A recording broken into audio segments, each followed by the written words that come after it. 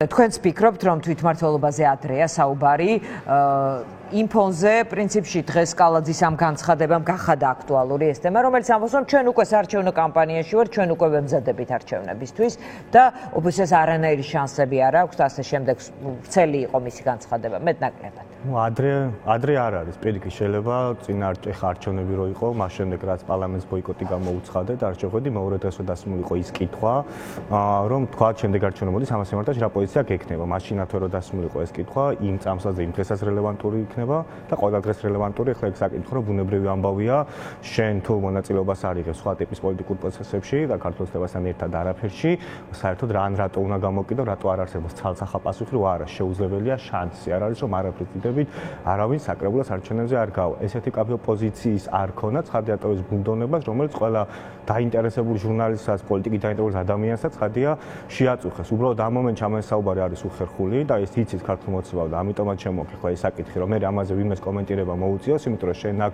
კაფეო დიტყვი რომ არ გადიხარ და მე თუ გახვედი, მე იტყვის რომ აი ძევალი ხდები საკუთარივე ნათქვამის? ასე და ქართულ პოლიტიკაში ვერავინ ვერაფერს ეგრევე ვერ ამბობს, იმიტომ რომ ყველაფერი მაინც სხვანაირად და ისე ხდება ხოლმე, როცა რაღაცების დედლაინები ახლოვდება.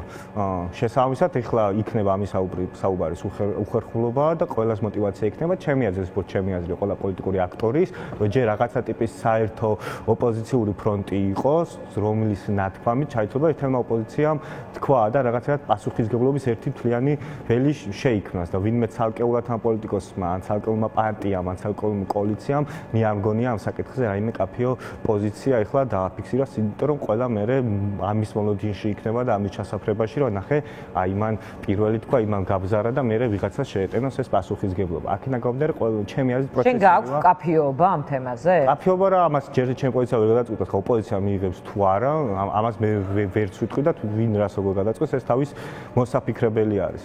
უბრალოდ ის პროცესი, რომ ეხლა მიმდინარეობს და ხელახალი არჩევნები და საკუთრად რომ მალე მოდის, ეგ არის ფაქტი და კვირეების და თვეების ამბავია. კაფეო პოზიციას არსებობა ჩემი აზრით ყოველთვის არის გამოსავალი, იმიტომ რომ რა ვიცი, რაღაც კადრები მესმის რომ ოპოზიცია, მაგრამ რაღაც საკითხებს ოპოზიციამ თლადერთიანათაც მომენტებში არ წყვეტს. თუნდაც აი მანდატების თემაზე, ახლა ერთი ყოველ შემთხვევაში კახარიას გუნდი, რომელიც მოვიწვიეთ სხვათა შორის დღეს უბრალოდ ვერ მოახერხეს, რომ ყოფილიყვნენ ასევე ამ მაგიდასთან. არის სხვადასხვაგვარი მიდგომა. შენი გუნდის შიგნით რომ დაისვას საკითხი. ხალხო, თუ არ იქნა, ვთქვათ, არაკალენდარული, ანუ დაუგეგმავი არჩევნები. მოდის კალენდარული და დაგეგმილი არჩევნები. როგორ უნდა მოვიქცეთ, შენი პოზიცია როგორი იქნება?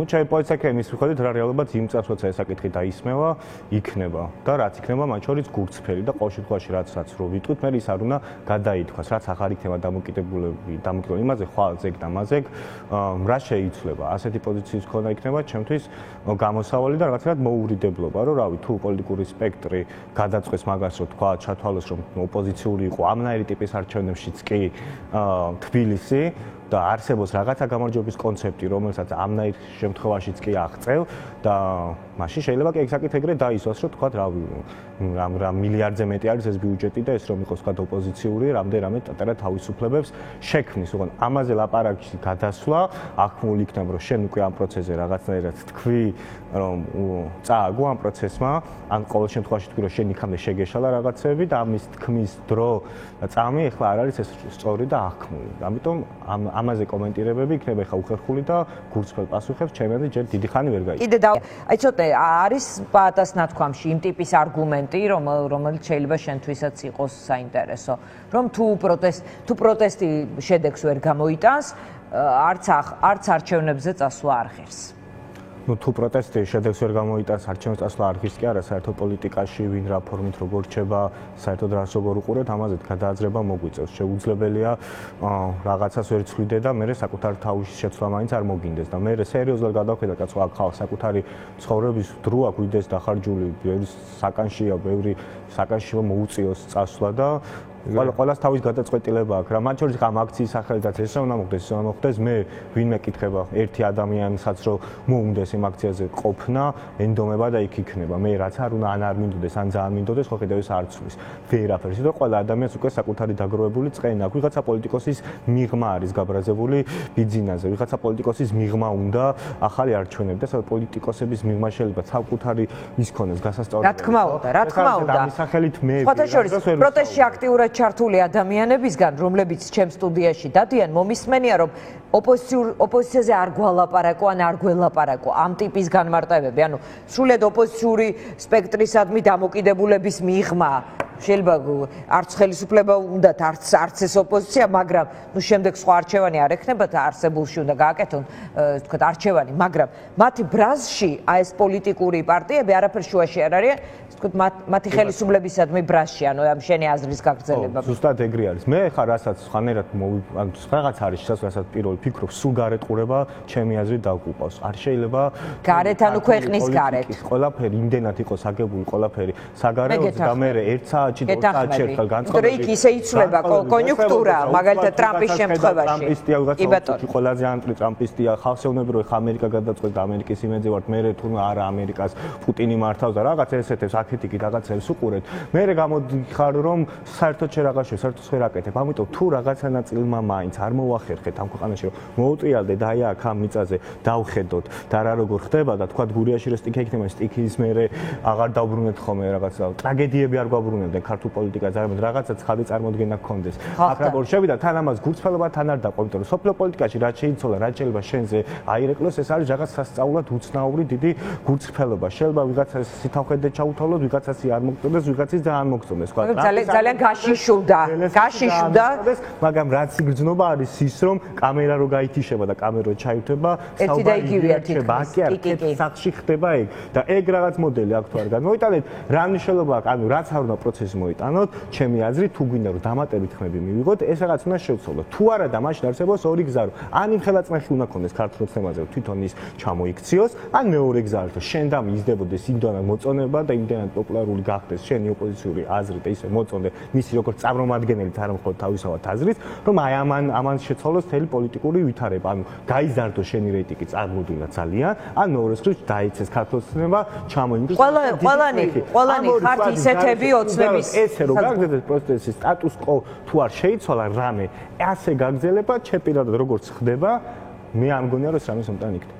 იმიტომ თავი პროგრამაც არის ხოლმე რაღაცა შეცდომების აღიარება არავის არ უყვარს, ეს ითვლება რომ რაღაცა შენშლი, რაღაცა საფუჭები, ხა ჩვენ ყველა ერთად უნდა ვიყოთ, ყველა ამის რაღაცა ახლა ოპოზიციის კრიტიკის დრო არ არის, ახლა კითხვის დასმის დრო არ არის. რაღაცის გამო რასაც უფრთხილდებით, მე ვიღახდები რა არის ის, რასაც უფრთხილდებით, რომ იგლივ ყველაფერი, ყველა დღე უარესი და უარესია. ამიტომ რაღაცნაირად ერთმანეთის შანტაჟიდან გამოსვლა მოგვიწევს და რაღაც უხერხულობების დათმობა. ჩემი აზრით, თუ არა და არაფერი არ შეიძლება. კი ბატონო, ცოტნეს მინდა ვკითხო აი ამ ალტერნატიული პოლიტიკური ცენტრის იდეაზე რა სიტყვით, აი როგორ უყურებთ? ზოგადად ბევრი საუბარი არის ერთობაზე. მათ შორის ზურა საუბრობს ხოლმე ძალიან ბევრს, გიორგი ვაშაძე საუბრობს ძალიან ბევრს, ლელო საუბრობს ცოტა სხვა ფორმატში, ყველა რაღაც ერთობაზე საუბრობს, ოღონდ ყველა საკუთარი წარმოდგენა აქვს, რა ტიპის ერთობა არის ის, რაც იქნება სწორი და ის თუ მარიყო, რომ გადავშენდებით და კაი არაფერი არ მოხდება, რაღაცა მე ესეთი დათქმებია. იმიტომ რთული ასარჩევი, რომელ ტიპის ერთობაზეა საუბარი. მე პირადად მაგალითად ამ თვეების განმავლობაში განსხვავებული აზრი უფრო არ მომისმენია, ვიდრე რავი, სულ ყველაფერზე ერთი აზრი მომისმენია, სულ ყველაფერში ერთად არის, აქციაზეც ერთად არის, უცხოეთშიც ერთად არის, გადაცემას ჩართავ. ყველა ერთად არის, ყველა ერთი და იგივე რაღაცა საუბრობს თითქმის. დაუპირისპირდით ერთმანეთს, თუ სხვადასხვა აზრები გაქვთ. დაავებულობის დეფიციტს უფრო გზავთ, ვიდრე აქ ვინმე რამეში ვერ გაერთია. ერთ-ერთი არის რაღაცა რესურსები, ფინანსური, რაც მე იწყეს სხვა ტიპის საშუალებებს და იმის გაერთიანება თუ მოხდება რაღაც ფორმით, ნუ რავი, მოხდეს. ყოველ შემთხვევაში მე მაგალითად რაღაც და მიმართებაში მგონია რომ ის რაღაცა უნდა კეთდებოდეს და იმ რაღაცაზე საუბარი თვითონ მაგის გაკეთებასაც კი შანსს უკარგავს. რაც უფრო დიდხანს იქნება რომ რაღაც ერთობა უნდა მოხდეს, მე დაისრება ჟურნალისტთა კითხვა რომ თუ არ ხდება, რატო არ ხდება, ვის გამო არ ხდება, მე აქედან რა იმის გამო არ ხდება, ამის გამო არ ხდება და მე უფრო ერთმანეთის ლანძღვა ისმის ხოლმე, ვიდრე მე ვითომ იქნები ამ პროცესები იგრძნობა. ხო და არ ვიცი, მე რაღაც ეგეთ რაღაცების გამო მაგალითად ფიზიკურად დავიღალე და ფიზიკურად აღარ მჯერა. რაღაცას კაცს მოიფიქრებ, ერთად მოიფიქრებ თუ ცალკე ნეტა მოვიფიქროთ. ანისი ანას ჩემს მნიშვნელობა არ აქვს. თავარია რაღაცა ტიპის ხარისხი შენარჩუნეს. რაღაცა თუ არ იქნება კარგი ზურაბიშვილის როლს ამ პროცესში როგორ ხედავთ? რაღაცნაირად მახსოვს ბოლო ეთერში გააკრიტიკეთ. ზურაბიშვილმა ეგ როლი, აი თუ ხო იდაში ხო ეგ ფორმატის ხომ მოიფიქრა. მე რაღაც უბრალოდ ეგ აღარ მოგწონს, რაღაც უფრო მეცოლოდებოდი და თვითონ ეს არ იყო, თორე თქვა რომ ეგ იყო მისი მიზანი, შეიქმნა ეგეთი ტიპის პლატფორმა, თუ რაღაც მოფიქრებულიყო, თქმულიყო და განხორციელებულიყო, მაგრამ ამის პარალელურად თქვა სალომე ზურაბიშვილის ფრაზები მომისმენია, რომ რაღაც ახალი პარტიები უნდა გაკეთდეს. იქაც კონფერენციაზეც რო იყო, იქაც ამაზე უფრო მეტად ისაუბრა და ცხადია ეს პარტიები, რომლებიც ფიქრობდნენ, რომ ის ერთობის ლიდერი უნდა იყოს, მე საკითხი ესე დასვავდა, რომ ესე უყურებს ქალბატონი სალომე თუ ისე. მე პირადად ცოტნე კობერიძე და ამის იმედი არ მაქვს. თუ რაღაც იქნება ერთობა, რომლის ლიდერიც იქნება სალომე ზურაბიშვილი, მე პირადად მისი ნაწილი არ ვიქნები. ცოტნე კობერიძე და სხვა რასიზმს რავი არ მიჯერა და რეისიც აღარ მიჯერა, მაგ რაღაცების კეთებით უბრალოდ დავიღალე და არ ვთვლი რომ იქნება სწორი. ზურაბიშვილს აი ამ ოპოზიციური ფრონტის არ ვიცი მაკოორდინირებელ ფიგურად ვეხედა? ან ჩემი ყოფნა აკონჯე მაგას პროფესორ შეცვლის. უბრალოდ ეგ რაღაცა ისედაც მიცემული არის იგის აქციაზეც გამოვიდა, აიღო დროშად რომ არის ამ აქციის, ამ ხალხის ლიდერი და ისედაც არის ეგ ფორმატი და თუ რამე სწორი და კარგი ხდება, ესაც მოხდებოდა. კიდე რაღაც ფორმატი მოფიქრდება, სადაც სალომე ზურაბიშვილი დაინიშნება როგორც რაღაც მისი ლიდერის პროცესი ესე გაგრძელდება, არ ვიცი, მე არ მგონია რომ ეგ რაღაცა ცვლილება არის ამ სტატუს-კვოს, რაც ისედაც ეხლა არის. ეს ისედაც ეხლა არის. ანუ თუ არ მოგწონს რაც როგორც არის, ეხლა ეს სხვანაირად უნდა შეიცვალოს რამე და სხვანაირად ცვლილებაში მე გაწარმოებინებია, მე მგონია რომ იგივეს გაგრძელება იქნება. კი ბატონო